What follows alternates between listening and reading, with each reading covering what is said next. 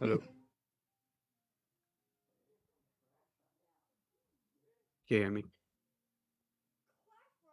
Boom, boom. Hey, Logan. What's up?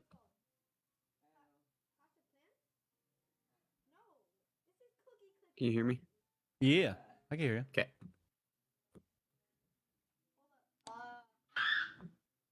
Everyone can hear, and also the open air web can hear you. Ooh.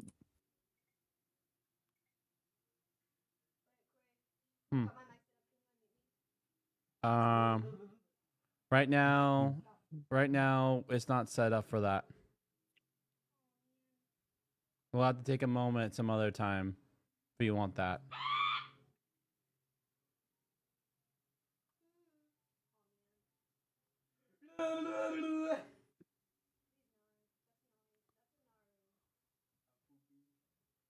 Let me know when you sent these invites. Okay.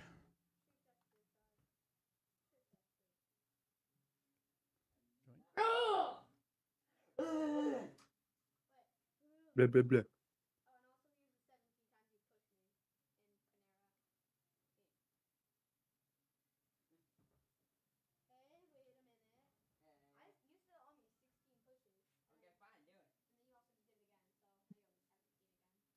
Oh. The distinct. Wait, why are you starting it? Oh, we're all in. Nice.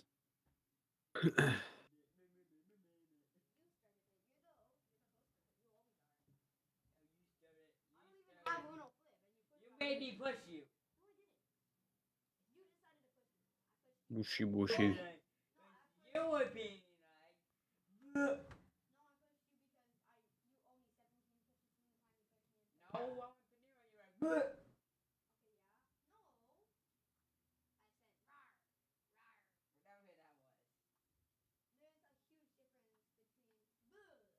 Womp, womp, womp, womp, womp, womp.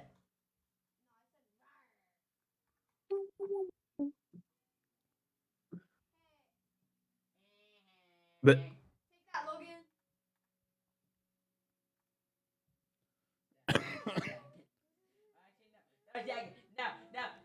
No. I ate that. eat it. Just eat it. Just eat it.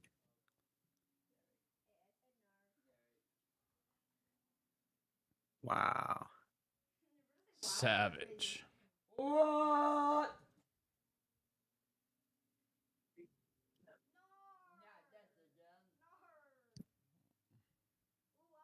Why do you say no?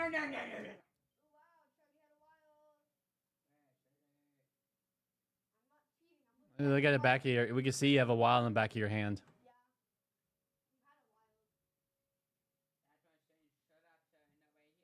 But we can see it ourselves. We can see Jason has like 2 flips.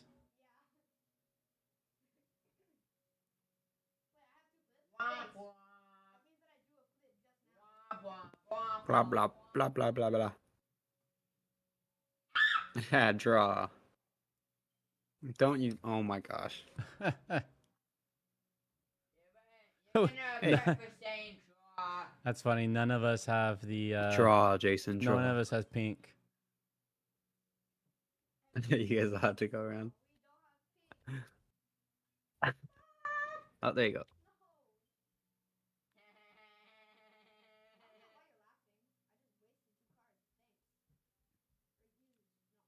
Well, you said wasting, huh? Let's go, man.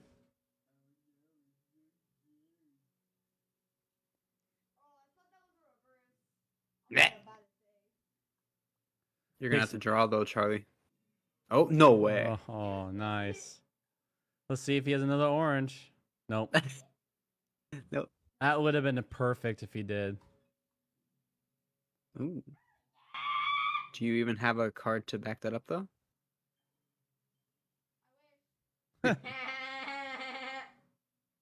Oh, nice. Yes, Thanks, Jason.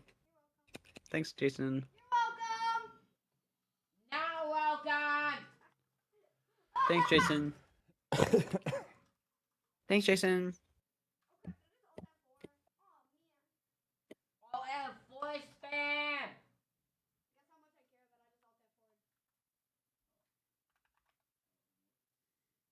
All right, bio project or reading? Means yes. All right.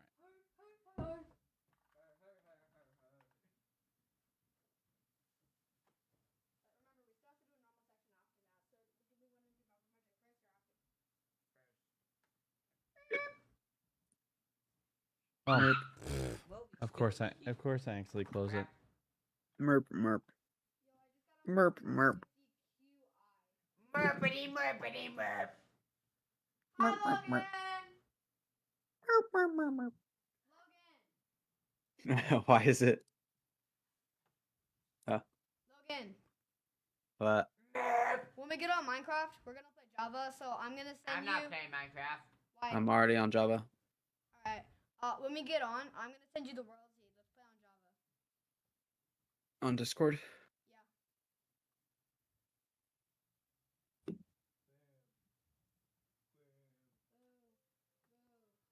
All right. All right. Let me know when you guys are ready. All right. Are you focused?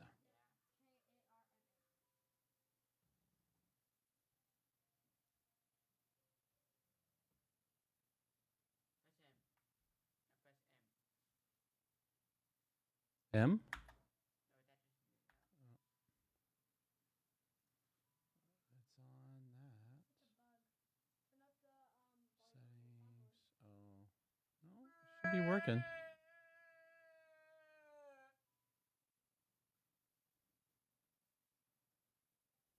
Huh. I just restarted the page.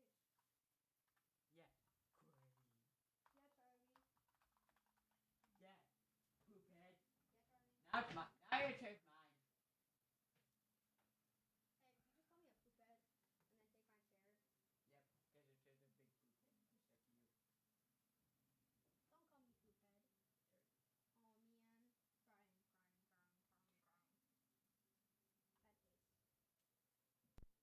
Oh, I see what's happening. I know what's happening. Yeah, stop. Not that. He's being on that. No, I don't hear it. Maybe we should just knock you power project right away. I'll put set to that. Okay. Change window. All right. Oh, you were hearing it though? Yeah, that's Yeah. what I know was happening.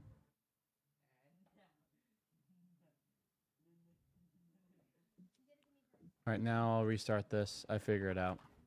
No, yeah. That's so.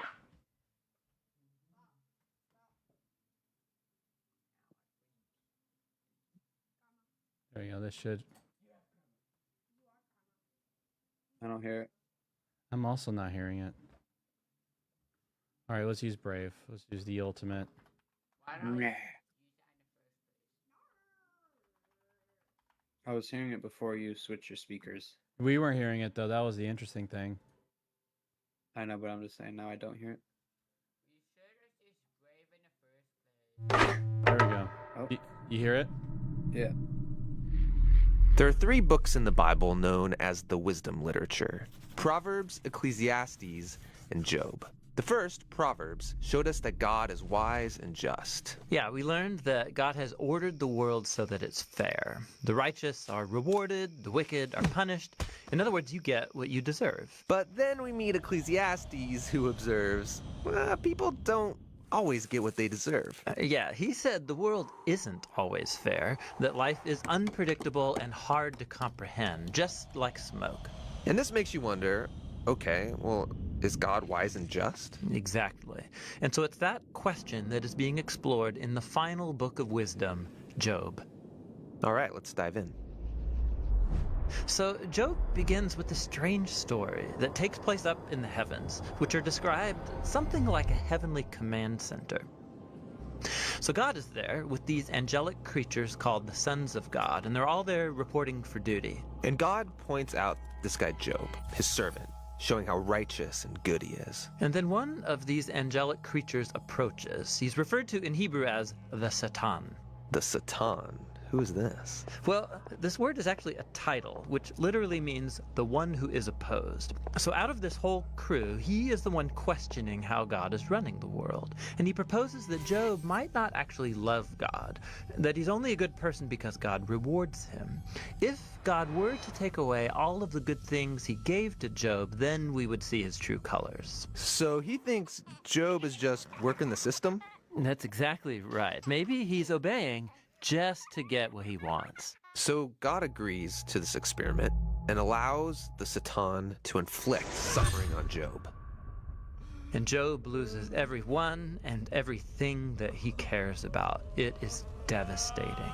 And remember, he deserves none of this. God himself said so. The remarkable thing is that in the midst of all this suffering, Job still praises God. At least for chapters 1 and 2. But then in chapter 3, we find out how he's really feeling inside. He unleashes this poem that reveals this devastation.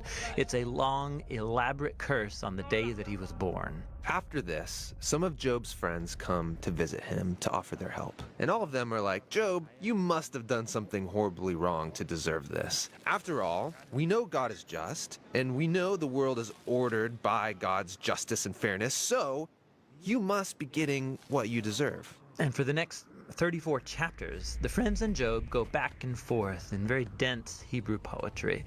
His friends keep speculating about why God might have sent such suffering, and they even start making up lists of hypothetical sins that Job must have committed.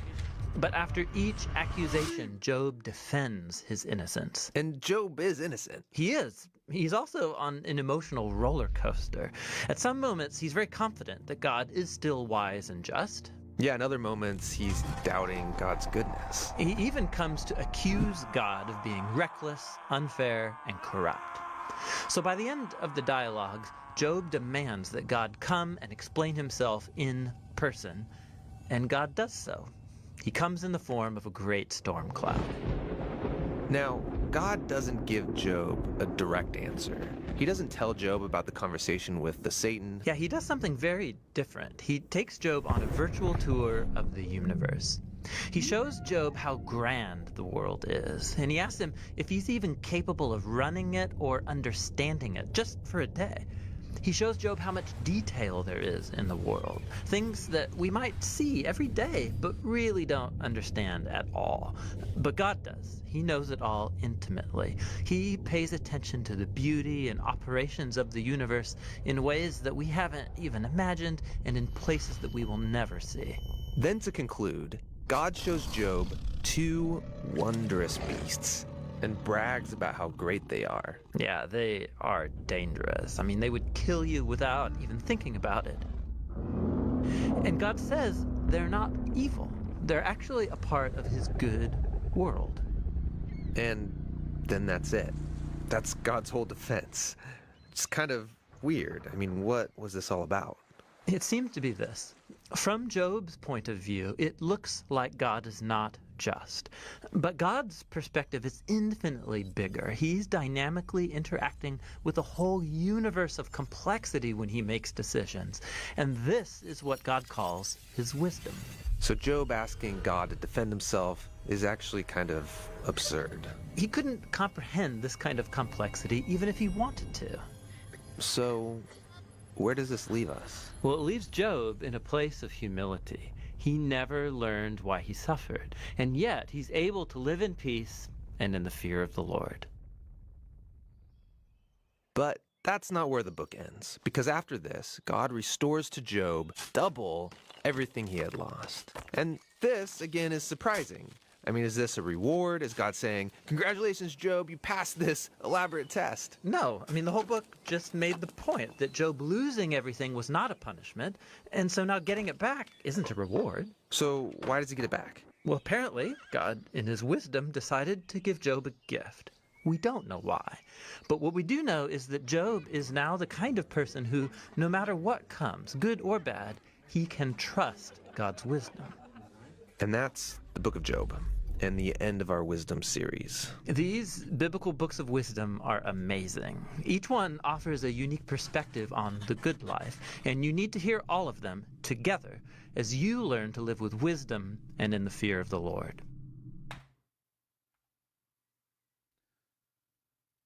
All right, so when we look at Proverbs, what was the wisdom being? Fear of the Lord, right. Wisdom is the fear of the Lord. And usually it has a good cause and effect. Like you do good, you get good reward. If you do bad, you get bad. Bad reward. And then here, It's like the scam kind of a reward. yeah, well, I mean, like if you level up your character, you're going to get experience, you know, like expect to get experience, you know, in a video game. And then here comes the critic, like not all. It's Yeah, they're unpredictable. yeah.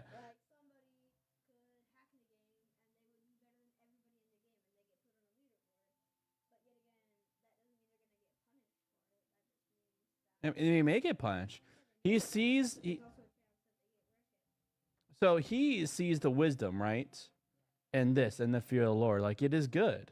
Even if there's no guarantee of getting your just desserts.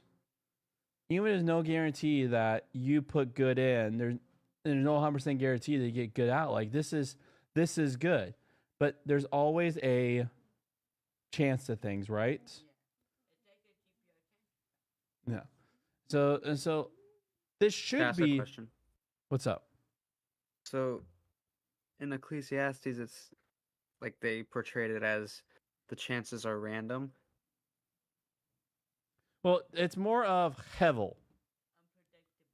So the moment that you try to say this is the good life, kind of like they do a really good illustration of vapor. You know, vapor goes into like if you think wealth is the good life, then it's going. Then you try grasping it, and then something else comes up, and Oh, right. So chasing after the wind yeah, is Hevel. leading you nowhere.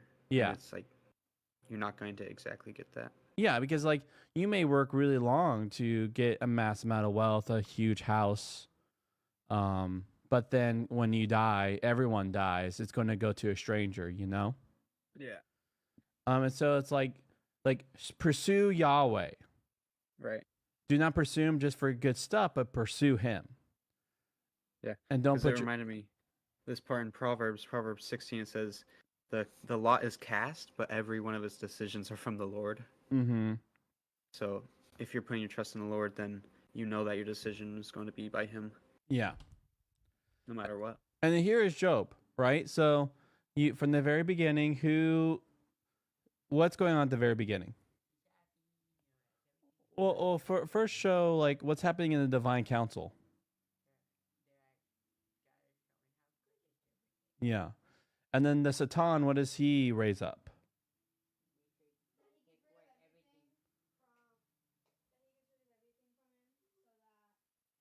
Well, yeah.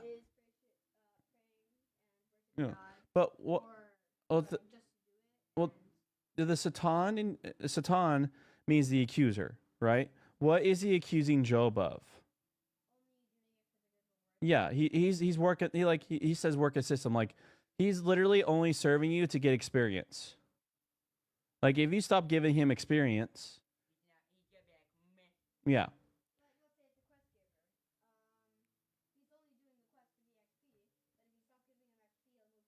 Yeah, he'll stop caring about saving the kingdom. You know, if you stop giving him treasures. And so then Yahweh's like, all right, let's test this out. And so and then it comes so he loses everything and then his friends come on. Now, what kind of principle were they 100% ruling by? Yep. So if you do good stuff happens, then the other coin has to happen.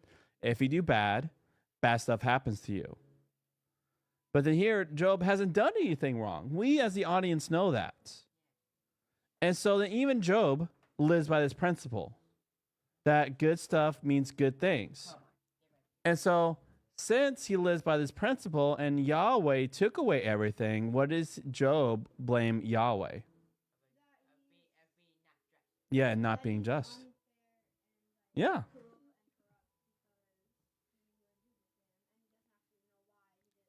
Yeah.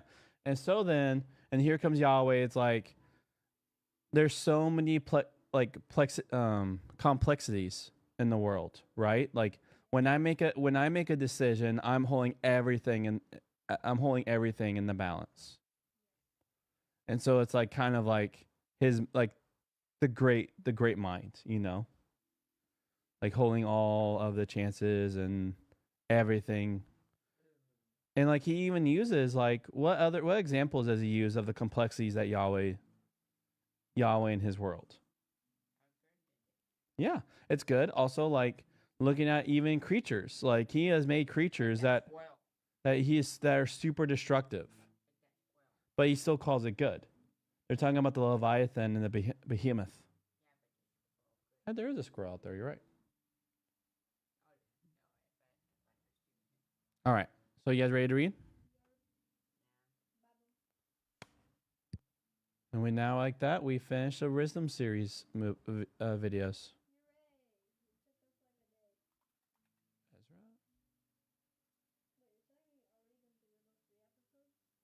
In 3 days.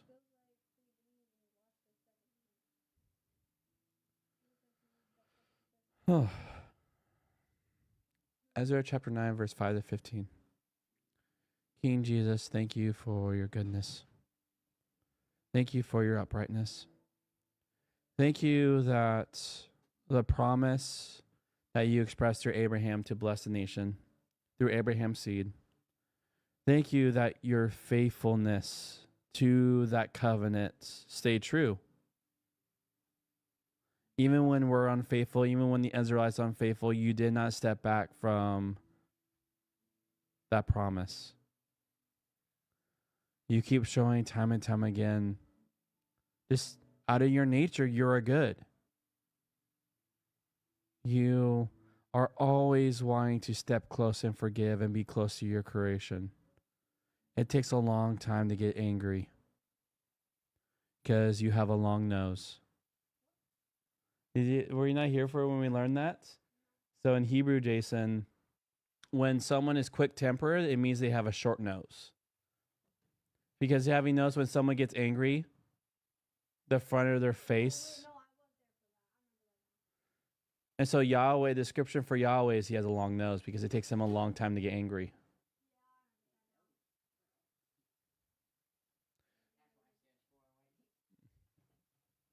Are you ready? So we thank you, King Jesus, for that's who you are. That's your nature. We can never look to you and say we are worse by clinging to you. But that's because we know you. May we know you more and more. Please keep revealing how you operate. Because the more we know, it's just the easier it is to trust you. And that's what we long for. Amen. How to make your people's confession. At the evening. Okay. You ready? Okay. At the evening offering, I got up from my self-affliction and in my torn garment. So remember, the other people are intermarrying, which means that they're allowing their spouses to worship other gods in the same area, which shows compromise. At the evening offering, I got up from my self-affliction and in my torn garment and robe, got down on my knees and spread my hands to Yahweh, my God, and said, my God, I am embarrassed and ashamed to lift my face to you, my God, because our wayward acts have increased to above. Can you turn that down, please, Jason? Yep. Thank you. Make it very low. So it's more of a background sound and not the prominent sound. Thank you. Yep. Thank you. Okay. So self-affliction means that he fasted. And God said, my God, I'm embarrassed and ashamed to lift up my face to you. My God, because our wayward acts have increased to above our head, and our offense is great and extends to the heavens. From the days of our ancestors until this day, we have been in great offense. And in our wayward acts, we, our kings, our priests, have been given into the hand of the kings of the countries with sword, captivity, pillage, and shame of face this very day. But now for a little while there has been grace from Yahweh our God, who has left us a group of survivors and given us a stake in his holy place. Our God has brightened our eyes and given us a little life in our servitude, because we are serfs. I know. This world just won't leave us alone. Because we are serfs. But in our serfdom, our God has not abandoned us, but has extended commitment to us before the kings of Persia. He has given us life and raised up our God's house and put in place its ruin and given us a fence in Judah and Jerusalem. But now what can we say, our God, after this?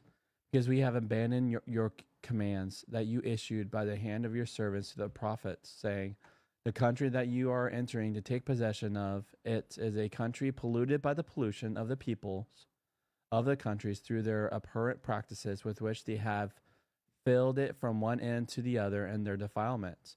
So now do not give your daughters to their sons or take their daughters for your sons, and do not acquire after their well-being or benefits, ever, so that you may be strong and eat the good of the country and enable your children to possess it forever. After all that has come from us because of our wicked deeds and our great trespass, when you, our God, have held back from punishment below our waywardness and given us a group of survivors like this, shall we again break your commands and intermarry with the peoples characterized by these abhorrent practices? Will you not be angry with us so as to finish us off so that there is no one left, no group of survivors? Yahweh, God of Israel, you are in the right, because we are left as a group of survivors this very day. Here we are before you with our offenses, because we cannot stand before you on account of these. So, they were marrying other people. Is it marrying the other people that Yahweh is against? No.